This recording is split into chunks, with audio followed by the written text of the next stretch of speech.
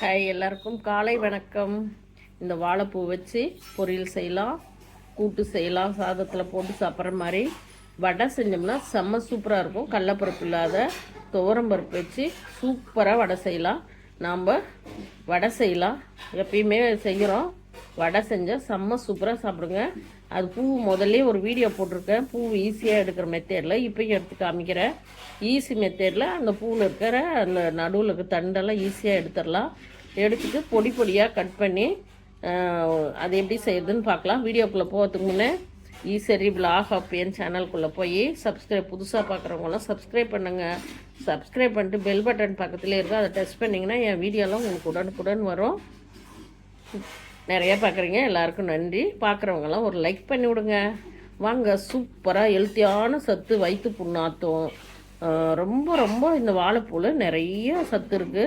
இது எப்படி செய்யலான்னு போய் பார்க்கலாம் வாங்க. இப்படி பிரிச்சோம்னா அப்படியே வரும். இப்படியே எடுத்து இப்படி வச்சுக்கோங்க. எல்லாத்தையும் பிரித்து அதே மாதிரி எடுத்து வச்சுட்டு நான் எப்படி கட் பண்ணுறேன்னு பாருங்கள். ஈஸி மெத்தடில் எடுத்துலாம். இவ்வளோ காலம் எங்களுக்கே தெரியாது. ஒவ்வொன்றா ஊருக்கு போயிருந்தேன், அங்கே கட் பண்ணாங்க, அதை பார்த்துட்டு அதே மாதிரி போல் நான் கட் பண்ணி செஞ்சிடுறேன். முதல்ல ஒவ்வொன்றா எடுக்கணும். உள்ளே இருக்கிற அந்த இதை இப்படி எடுத்து வச்சுட்டு எல்லாத்தையும் எடுத்துக்கலாம். எடுத்துட்டு நார் எடுக்கிறது எப்படின்னு பார்க்கலாம். எல்லாம் எடுத்தாச்சு. இப்படி காமிடா தங்க பாருங்க, எல்லாம் எடுத்தாச்சு ஃபுல்லாக. நடுவில் இது இருக்கும், இதில் அந்த நடுவில் இருக்கிறது அப்படியே கட் பண்ணி போட்டுக்கலாம். அவ்வளோதான், இனிமேல் உடுக்க முடியாது. அவ்வளோதான், இது அப்படியே போட்டுக்கலாம். குட்டி குட்டியாக இருக்கும் பாருங்க. வேஸ்ட் பண்ணிடாதீங்க, இதெல்லாம் விலை அதிகம். வாழைத்தண்டில் அவ்வளோ சத்து இருக்குது. அவ்வளோதான். இப்போ இதுக்கு எப்படி கட் பண்ணுறதுன்னு காமிக்கிறேன். சரி, கத்தி ரொம்ப அழுத்தி பிடிக்காதீங்க, ரொம்ப லூஸாகவும் பிடிக்காதீங்க. இப்படி வச்சு இப்படி இழுத்திங்கன்னா பாருங்கள், அந்த தண்டெல்லாம் வந்துடுச்சு. தண்டே இல்லை. ரொம்ப அழுத்தி பிடிச்சிங்கன்னா கட் ஆகிடும். அதனால மொல்லமாக உங்களுக்கு எத்தனை 10 கூட வச்சு கட் பண்ணலாம், உங்கள் சாமர்த்தியம். வந்துடுச்சுங்களா பாரு. இந்த இதுதான் போடக்கூடாது. இது எடுத்து ஈஸியாக பண்ணிக்கலாம். நீங்களும் அதே மாதிரி எடுங்க. கட் பண்ணி இப்படி பூவை பாருங்கள், வாழைப்பூவெல்லாம் எடுத்து வச்சுருக்கேன். இது நார் எடுக்கிறது ஈஸியான மெத்தேடுங்க. நீங்கள் இந்த மாதிரி நார் எடுங்க, ரொம்ப ஈஸி மெத்தேடில் வரும். நிறையா எடுத்துக்கோங்க. அப்படி கத்தியில் அழுத்தி பிடிச்சிங்கன்னா பாருங்கள், அந்த நடு தண்டு அப்படியே வந்துடும். இந்த தண்டு தான் போடக்கூடாது.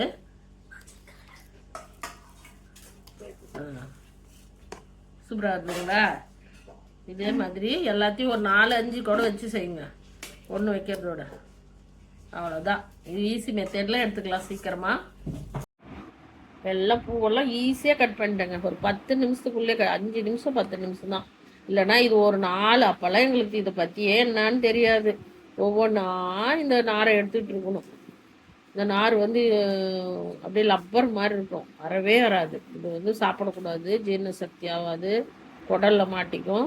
அதனால் இந்த நாரை கட்டாயம் எடுத்துடணும். ஃபுல்லாக எடுத்தாச்சு பாருங்கள், சூப்பராக எல்லாம் எடுத்தாச்சு. இப்போ இதை பொடி பொடியாக கட் பண்ணி வச்சுட்டு பாசிப்பருப்பு போட்டு கூட்டு பண்ணலாம். நான் வடை செய்ய போகிறேங்க. சூப்பராக வடை கட் பண்ணிக்கலாம். பொடி பொடியாக கட்டாரில் கொண்ட சாமி. ஹாய், எல்லாருக்கும் மாலை வணக்கம். சூப்பராக இது வரைக்கும் சாப்பிடாத ஐட்டம் சாப்பிட்ருக்கலாம், சாப்பிடாதே இருக்கலாம். சூப்பராக செய்யலாம் வாங்க. வாழைப்பூ பக்கோடா பொடி பொடியாக கட் பண்ணி வாழைப்பூ எடுத்து வச்சுருக்கேன். 1 கப் 3/4 கப்பு கடல மாவு, இதில் 1 கப்பு அரிசி மாவு, அதே கப்பில் 1/2 கப்பு பெருங்காயத்தூள், குட்டி ஸ்பூனில் 1 ஸ்பூனு கட்டாயம் போடுங்க. சீரகம் மிளகுத்தூள் 2 சேர்ந்து 1 ஸ்பூனு, உப்பு குட்டி ஸ்பூனில் 1 ஸ்பூனு கட்டாயம். அது நல்லா சாப்பிட்டா மொறு மொறுன்னு இருக்கிறதுக்கு நம்ம இட்லி சோடா மாவு 1/4 ஸ்பூனு.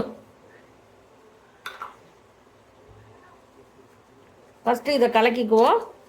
அதுக்கப்புறம் வெங்காயம்லாம் போட்டு கலக்குவோம். ஏன்னா உப்பெல்லாம் கலங்கணும், வெங்காயம்லாம் போட்டால் அது ஒரு மாதிரி ஆகிடும். இது மாதிரி செஞ்சு பாருங்கள், செம்ம சூப்பராக இருக்கும். நல்லா கலக்கியாச்சு. தண்ணி ஊற்றாதீங்க. வாழைப்பூவு இதில் 1/2 கப்பு ஒரு கப்பு கூட போட்டுக்கலாம். நிறைய கட் பண்ணி வச்சுருக்கேன். தெரியாதனமா ஃப்ரிட்ஜில் வச்சுட்டேங்க. அது ஒரு மாதிரி அந்த கூலிங்க்கு அப்படி ஆயிடுச்சு. வேறு ஒன்றும் இல்லை, எல்லாம் ஃப்ரெஷ்ஷானது தான். கூலிங் அதிகமாக இருந்தாலும் அந்த மாதிரி ஆயிடுச்சு. இப்போ அதுக்கு வெங்காயம் நம்ம உரல் 1 2 தட்டி போட்டால் இன்னும் நல்லாயிருக்கும். நான் அப்படியே பொடி பொடியாக கட் பண்ணிட்டேன். பெரிய வெங்காயம், ஒரு வெங்காயம், இஞ்சி இப்படி தான் வெட்டணும். நைஸெல்லாம் அரைச்சி இஞ்சி பேஸ்டெல்லாம் போடாதீங்க, நல்லாவே இருக்காது. இப்படி 1 2 நம்ம கல்லில் தட்டிக்கணும். பூண்டு ஒரு 10 பல், அதுவும் அதே மாதிரி தோல் உரிக்காத தண்ணியில் நல்லா அலசிட்டு 1 பாதிமாக தட்டணும். கருவேப்பிலை, கொத்தமல்லி ரெண்டுமே பொடி பொடியாக கட் பண்ணிட்டேன். இப்போ இதையும் தண்ணி ஊற்றக்கூடாது. இதை நல்லா கையில் ஒரு முறை நல்லா நல்லா கலந்துருங்க. சூப்பராக இருக்குங்க இந்த பக்கோடா, அருமையாக இருக்கும். வாழைப்பூ பக்கோடா செம்மையாக இருக்கும். கட்டாயம் அரிசி மாவு போடுங்க. அப்படி அரிசி மாவுலனா கார்ன்ஃப்ளவர் மாவு போட்டுக்கோங்க. பச்சை மிளகா இருந்தால் தட்டி போடுங்க, செம்ம சூப்பராக இருக்கும். நான் அதுக்கு பதிலாக கொஞ்சம் மிளகாத்தூள் போட்டுக்கிறேன். எந்த மிளகாத்தூள்னாலும் சரி, வேற மிளகாத்தூளில் குழம்பு மிளகாத்தூள் கூட போட்டுக்கோங்க. பச்சை மிளகாவை அப்படியே தட்டி போட்டுக்கணும், இஞ்சி பூண்டு மாதிரி 1 பாதியமாக. பச்சை மிளகா தான் தட்டி போடணும். நான் எங்கள் வீட்டில் குட்டீஸுங்க சாப்பிடுதுங்களா, அதனால் தட்டி போடல. பச்சை மிளகா கட்டாயம் தட்டி போட்டுக்கோங்க, செம்ம சூப்பராக இருக்கும். இப்போது தண்ணி வந்து ஊற்றக்கூடாது, லேசாக தெளித்து தான் நீங்கள் பனையணும். ஏன்னா நம்ம பக்கோடா தான் செய்ய போகிறோம், போண்டா செய்ய போகிறதில்ல. வாழைப்பூ பக்கோடா தான் செய்ய போகிறோம். மெயினாக இதாங்க, இந்த பக்கோடாவுக்கு தண்ணி தெளித்து வரன்னு பிணைஞ்சிக்கணும். ரொம்ப வரன்னு இருக்கக்கூடாது, ரொம்ப கொலன்னு இருக்கக்கூடாது. இப்படி எடுத்து விட்டா இப்படி இருக்கணும். லைட்டாக தண்ணி தெளித்து நல்லா கையில் கலக்கிக்கணும். இப்படி நல்லா பனைஞ்சிக்கோங்க. வரன்னு லைட்டாக தண்ணி தான் தெளிக்கணும், ஊற்றக்கூடாது. நான் எல்லா வீடியோலையும் சொல்கிறேன், வீடியோ பார்த்து செஞ்சேன் இப்படி இல்லை சூப்பராக இருக்குதுன்னு நினைக்கணும். பொறுமையாக வீடியோ முழுசும் பார்த்துட்டு செய்யுங்க. வாழைப்பூ வந்து உடம்புக்கு அவ்வளோ நல்லதுங்க. வயிற்று புண்ணு ஆட்டுறோம், வயிற்றில் பூச்சி இருந்தால் வெளியேற்றிடும். இரும்பு சத்து அதிகம் வாழைப்பூவில். எல்லாத்துக்குமே வாழைப்பூ அவ்வளோ நல்லது. மெயினாக கிட்னியில் கல் இருந்தால் லேடிஸ் ஆகட்டும் ஜென்ஸ் ஆகட்டும், அந்த கல்லை வந்து யூரின் மூலிமா வெளியேற்றிடும். ஆரம்ப காலமாக இருந்தால் கொஞ்சம் அதிகமாக இருந்தால் கூட நீங்கள் விடாத வாழைத்தண்டு குடிச்சு பாருங்கள். இந்த வாழைத்தண்டை, வாழைப்பூ வாழைத்தண்டு இது வந்து கிட்னிக்கு அவ்வளோ நல்லது. பாருங்கள், நல்லா பனைஞ்சாச்சு. இப்போ இப்படி தான் இருக்கணும். இப்படி ஊற்றி விட்டா உதிரணும். இப்போ ஸ்டவ் பற்ற வச்சுக்கலாம். எண்ணெய் ஊற்றிட்டேன். எண்ணெய் காஞ்சிச்சு ரொம்ப, அதனால் ஸ்டவ் ஆஃப் பண்ணிட்டேங்க. எண்ணெய் காஞ்சிச்சானே இப்படி போட்டிங்கன்னா எண்ணெய் காஞ்சிடுச்சு. இப்போது நம்ம சூப்பராக வாழைப்பூ பக்கோடா போடலாம். இப்படி கையில் எடுத்து அப்படியே ஊற்றி விடுங்க.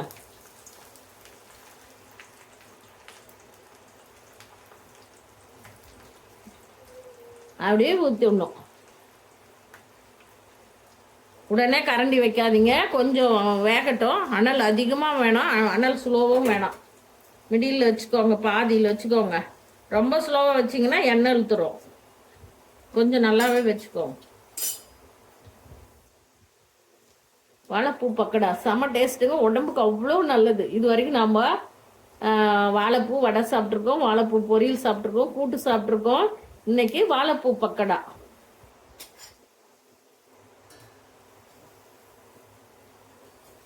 நானே யோசனை பண்ணேன், சரி இது மாதிரி செஞ்சு பார்க்கலாம், எப்படி டேஸ்ட் இருக்குன்னு நாமளே செஞ்சு நாமளே சாப்பிட்டு பார்க்கலாம் அப்படின்னு சொல்லி செஞ்சேன். ஓகேங்க, டன்னுங்க. சூப்பராக பார்க்கலாம். இது கடையிலெல்லாம் இந்த கலர் பவுடர் போட்டுருவாங்க. நம்ம லைட்டாக கொஞ்சம் மஞ்சத்தூள் கூட போட்டுக்கலாங்க, ஜீரண சக்தி நல்லா. லைட்டாக கொஞ்சம் மஞ்சத்தூள் போட்டுக்கலாமா? லைட்டாக கொஞ்சம் மஞ்சத்தூள் போட்டுக்கலாம். அந்த மாவில் போட்டு அப்படியே கலக்கலாங்க. நல்லா ஜீரண சக்தி, உடம்புக்கு நல்லது, கொஞ்சம் கலர் கொடுக்கும். நாமளே எல்லாம் ரெடி பண்ணிக்கலாம் விடுங்க. 70% யோசி செய்வாங்க. சளி பிடிச்சிக்கிச்சு, வாய்ஸ் கொஞ்சம் மாற்றமா இருக்குல்ல, பரவாயில்ல, ஓரளவுக்கு சளி விட்டுருச்சு ஓரளவு. ஆனால் ரொம்ப ஸ்லோவாக வைக்காதீங்க, எண்ணெயே கொஞ்சம் கூட இழுக்காது பாருங்க. கட்டாயம் அரிசி மாவு போடுங்க. அரிசி மாவு போட்டிங்கன்னா தான் இந்த அளவுக்கு வரும். நீங்கள் அரிசி மாவு சரி கூட போடலாம். கடல மாவு ஒரு கப்புனா அரிசி மாவு ஒரு கப்பு போடலாம்.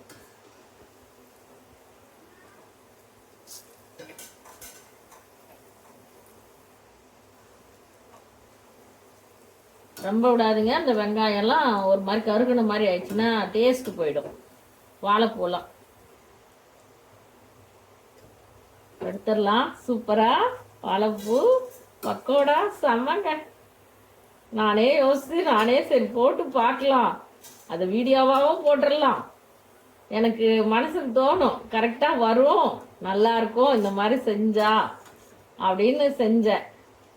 சூப்பருங்க, வெற்றி.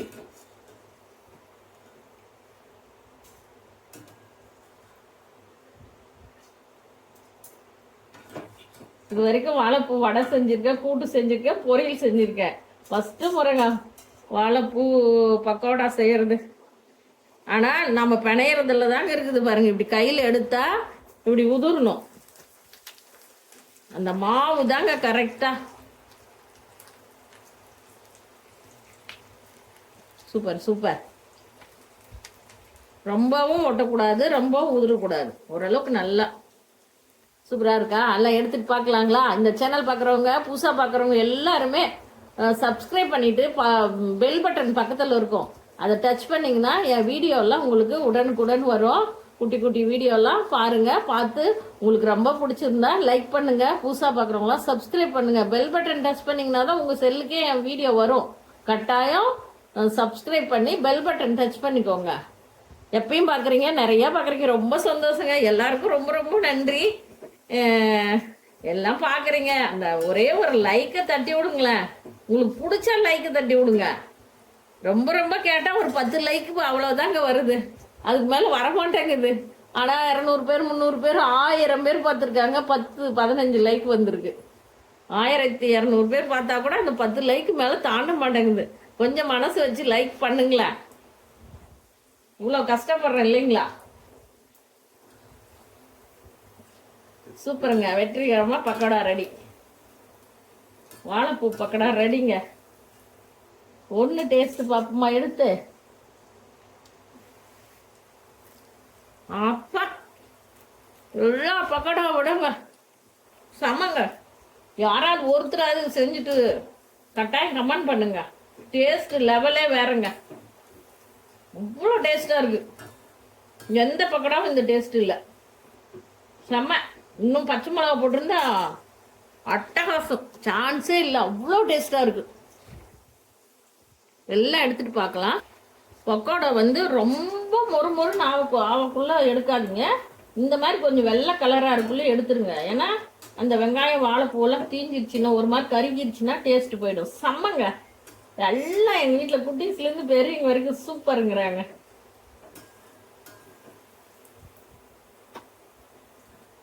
இந்த மாதிரி இருக்குள்ளே எடுத்துருங்க. இதே நல்லா மொறுமொறுன்னு இருக்குது. அப்படியே எல்லாம் ஒரே செகண்டில் செஞ்சு முடிச்சாச்சுங்க. அவ்வளோ ஈஸி, அவ்வளோ டேஸ்ட்டு. வாழைப்பூ பக்கோடா செம்ம சூப்பருங்க. இது வரைக்கும் உண்மையாலுமே நிறைய பேர் சாப்பிட்ருக்க மாட்டீங்க. நானாக யோசிச்சு நானாக செஞ்சேன். ஃபர்ஸ்ட்லேயே நல்ல வெற்றி, செம்ம சூப்பராக இருக்குதுங்க. இதே அளவில் இதே மாதிரி செய்யுங்க, செம்மையாக இருக்கும். அப்படி மொறுன்னு எண்ணெயே இருக்குல்ல, ஊற்றின எண்ணெய் அப்படியே இருக்குங்க. சவுண்டு கேட்குதுங்களா? சூப்பராக இருக்குது. இதே மாதிரி நீங்களும் செஞ்சு சாப்பிடுங்க. ஒருத்தராக செஞ்சு பார்த்துட்டு எப்படி இருக்குன்னு கமெண்ட் பண்ணுறீங்க. செம்ம சூப்பராக இருக்குங்க. வாழைப்பூ பக்கோடா ரெடி.